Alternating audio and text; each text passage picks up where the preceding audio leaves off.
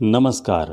आज हम आपको तांत्रिक सिद्धियों के लिए विश्व प्रसिद्ध कामाख्या मंदिर लिए चलेंगे। यह असम की राजधानी गुवाहाटी में नीलांचल पर्वत पर स्थित है। यहाँ पर आप हवाई मार्ग से भी आ सकते हैं और रेल मार्ग से भी यह अच्छी तरह जुड़ा हुआ है। कहते हैं कि शिवजी के मोहभंग के लिए जब सती के शरीर के टुकड़े किए तो उनमें से योनि भाग यहाँ पर गिरा और ये सबसे महत्वपूर्ण शक्तिपीठ के नाम से जाना गया।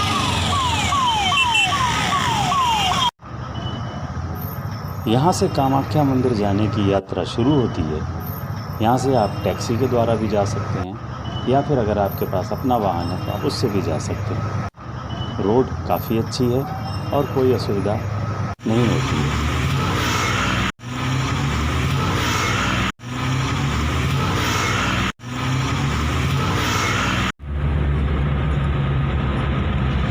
तो चलिए हम कामाख्या की यात्रा टैक्सी द्वारा आरंभ करते हैं। ये पहाड़ी सड़क है और अच्छी बनी हुई है।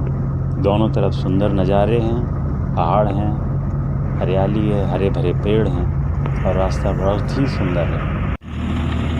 कामाख्या का जहाँ तक इतिहास है तो वो मैं आपको बता देता हूँ कि शिवजी के साथ बैर मानने के कारण एक बार दक्ष ने यज्ञ किया था और उसमें शिवजी का निमंत्रण नहीं दिया था, परंतु क्योंकि पिता का घर था तो शिवजी के मना करने के बाद भी सती उस यज्ञ में गई और जब उन्होंने वहाँ अपने पति का अपमान देखा, शिव का अपमान देखा, तो उन्होंने उसी यज्ञ की अग्नि में अपने आप को समाप्त कर लिया।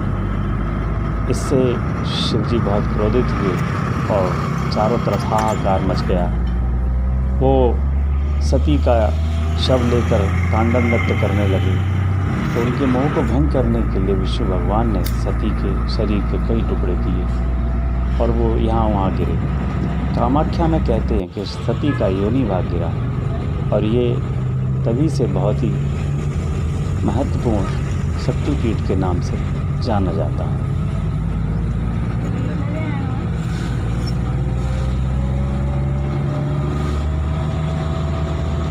अब हम कामाख्या मंदिर के पास पहुंच ही गए हैं। यहाँ पर इससे आगे गाड़ियों को जाना अलाउ नहीं है, परंतु अगर आपका अपना वाहन है तो यहाँ पर पार्किंग की बहुत अच्छी सुविधा है। आप अपनी गाड़ी यहाँ पार्क कर सकते हैं और अगर आप टैक्सी से आते हैं तो टैक्सी आपको यहाँ पर छोड़ देगी। इससे आगे का रास्ता आपको पैदल जाना पड़ेगा। यहाँ से सीढ़ियाँ हैं कामाख्या मंदिर जाने के लिए। तो आइए यहाँ से अब हम लोग कामाख्या मंदिर चलते हैं। यात्रियों की सुविधा के लिए यहाँ पर गेस्ट हाउस और होटल आदि भी हैं तथा यहाँ पर एटीएम और शौचालय वगैरह की सुविधा भी सरकार की तरफ से अच्छी की हुई है।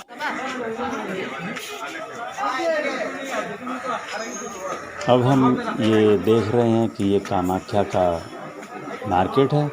यहाँ पर दोनों तरफ बहुत अच्छी दुकानें सजी हुई हैं। इनमें प्रसाद वगैरह भी मिलता है और यात्रियों को जूते चप्पल और अपना सामान रखने की सुविधा भी ये दुकानदार देते हैं। और यहाँ से आप कामाख्या मंदिर में चढ़ाने के लिए प्रसाद खरीद सकते हैं। यहाँ आप देख रहे हैं कि अधिकतर पंडे आपको यहीं पर घूमते हुए दिखाई दे जाएंगे और वो खुद ही आने वाले यात्रियों को खुद ही अप्रोच करते हैं। अगर आपको किसी पंडे का सहयोग लेना है तो आप किसी भी पंडे को यहाँ से साथ में ले सकते हैं। वो आपको मंदिर के अंदर दर्शन सुलभ कर देगा, साथ ही आपको मंदिर के अंदर की विभिन्न चीज़ों के बारे में भी बताएगा। तो पंडे को साथ लेना पहली बार की यात्रा में अच्छा रहता है।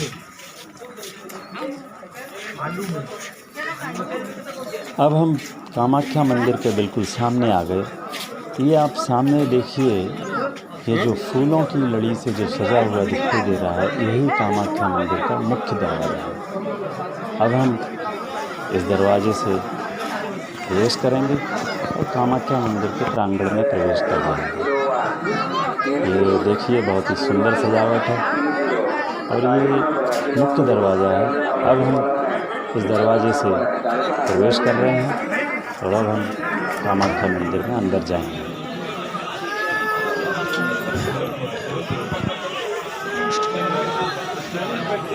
ये देखिए, ये जो आप गुंबद देख रहे हैं, यह गुंबद का मुख्य रूप से ये कामाख्या मंदिर में 3 गुंबद हैं और यह जो गुंबद आप देख रहे हैं यह तीसरा गुंबद है। हम उस तरफ से प्रवेश करेंगे तो वो पहला, दूसरा और उसके बाद ये तीसरा गुंबद है। इसी गुंबद में नीचे गर्भगृह है जहाँ पर वो चट्टान है जिसको कहते हैं कि माता का योनि भाग वहाँ गिरा था और वहाँ पर एक जलधारा है जो निरंतर उससे जल निकलता रहता है। उसी की मुख्य रूप से यहाँ पर पूजा की जाती है। तो यही वो मुख्य गुंबद है। इसके ऊपर सोने की परत भी देख रहे हैं आप चढ़ी हुई है। इस स्थान पर श्रद्धालुजन दीपक और अगरबत्ती वगैरह जलाते हैं और यहीं से माता को प्रणाम भी करते हैं। दीपक और अगरबत्ती जलाने का यही स्थान है। जल्दी दर्शन के लिए आप 501 रुपये की स्पेशल टिकट ले सकते हैं। पुराने समय से यहाँ पर बलि की प्रथा चली आ रही है। यहाँ पर सामान्यतः भैंसा, बकरा और पक्षियों की बलि दी जाती है। मंदिर जब सुबह खुलता है सबसे पहले बलि ही दी जाती है। बलि के साथ वो पहली बलि कहलाती है और उसके साथ ही मंदिर खुलता है। पहले जिसकी बलि देते हैं उसकी पूजा करते हैं, उसके बाद फिर उसकी माता को बलि चढ़ाई जाती है। यह देखिए, ये जो आप लाइन देख रहे हैं ये बहुत लंबी लाइन लगती है और अगर आप लाइन से बचना चाहते हैं तो आप 501 रुपये की स्पेशल टिकट ले सकते हैं। यहाँ से देखिए आपको ये तीनों गुंबद बहुत ही स्पष्ट और साफ दिखाई दे रहे हैं। ये पहला गुंबद है, उसके बाद दूसरा है और वहाँ पर वो तीसरा गुंबद है। यह जो आप तालाब देख रहे हैं यह इस मंदिर के प्रांगण का रेन वाटर हार्वेस्टिंग सिस्टम है। बारिश का सारा पानी पाइपों के माध्यम से इसी तालाब में आता है। तो बहुत अच्छी व्यवस्था यहाँ पर की हुई है। अब मंदिर देखने के पश्चात अब हम यहाँ से वापस चलेंगे। ये आप मंदिर से हम बाहर आ गए। अब आप यहाँ से फिर ये कामाख्या का बाज़ार देख सकते हैं। बाज़ार में पूरी रौनक है और श्रद्धालु आ जा रहे हैं। वापस जाने के लिए एक तो वही रास्ता है जिससे हम लोग आए थे, जिस पर गाड़ियाँ आ जा सकती हैं। दूसरा ये रास्ता है जो शॉर्टकट है लेकिन इसमें सीढ़ियाँ हैं। इस रास्ते से आप पैदल अगर जाना चाहें तो सीढ़ियों के माध्यम से बहुत जल्दी नीचे पहुंच सकते हैं, परंतु यह रास्ता थोड़ा सा चढ़ने में और उतरने में थोड़ा कठिन है और वो जो सड़क वाला मार्ग है उससे आप आराम से टहलते हुए धीरे धीरे नीचे जा सकते हैं। तो हमने ये निश्चित किया कि हम पैदल ही नीचे टहलते हुए जाएंगे। सुंदर रास्ता है। ये देखिए यहाँ पर एक व्यू पॉइंट बनाया हुआ है। इस व्यू पॉइंट पर लोग आते हैं और यहाँ से चारों तरफ का नज़ारा बहुत ही सुंदर दिखाई देता है। यहाँ पर लोग सेल्फी भी लेते हैं, यहाँ से फ़ोटोग्राफी करते हैं और यहाँ देखिए नीचे यहाँ पर पूरा गुवाहाटी दिखाई देता है। इसमें वीडियो में हो सकता है साफ ना दिखाई दे, लेकिन दूर यहाँ से ब्रह्मपुत्र नदी भी दिखाई देती है। नीचे घाटियाँ दिखाई देती हैं, सामने पहाड़ हैं। यह व्यू पॉइंट यात्रियों के लिए एक बहुत ही आकर्षण का केंद्र है। यहाँ पर फ़ोटोग्राफी और सेल्फी वगैरह लेने सामान्यतः लोग रुकते हैं।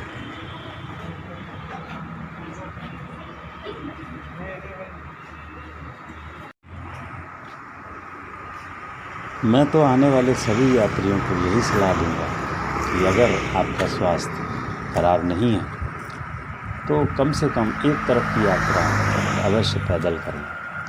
जब आप पैदल चलेंगे तो आप एक खूबसूरत नज़ारों को बहुत अच्छी तरह देख पाएंगे। जो कि गाड़ी में बैठकर आने या जाने से देखना संभव नहीं होता है।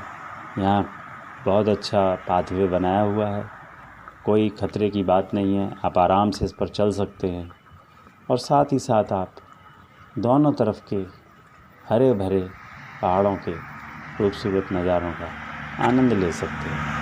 यहाँ से नीचे उतरने में कोई परेशानी नहीं होती है, आराम से आप इन नज़ारों को देखते हुए टहलते हुए नीचे पहुँच सकते हैं।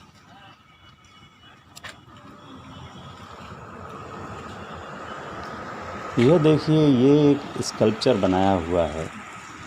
यह इसको शो कर रहा है कि यहाँ पर जब बाहर के लोगों ने आक्रमण किया था तो बाहरी आक्रमणकारियों से यहाँ के लोकल रहने वाले जनजातियाँ और लोकल लोगों ने अपने तरीके से मुकाबला किया था। यह एकजुटता का एक प्रतीक है और यहाँ के लोगों की एक सांस्कृतिक धरोहर है जो यहाँ पे स्कल्पचर के माध्यम से दिखाई गई है। इसको आप जब पैदल आते हैं तभी आप अच्छी तरह से देख सकते हैं।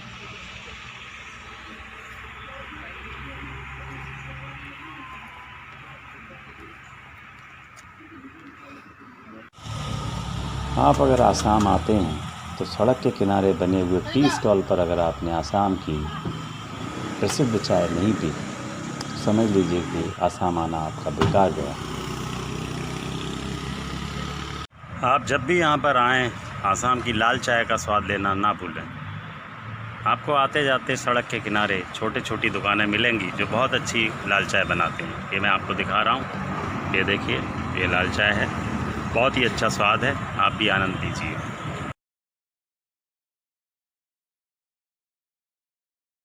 तो ये थी आसाम में कामाख्या मंदिर की यात्रा। अगर आपको यह यात्रा का वृत्तांत, ये वीडियो पसंद आई हो तो इसको लाइक, शेयर और सब्सक्राइब करना ना भूलें। धन्यवाद हमारे साथ जुड़ने के लिए।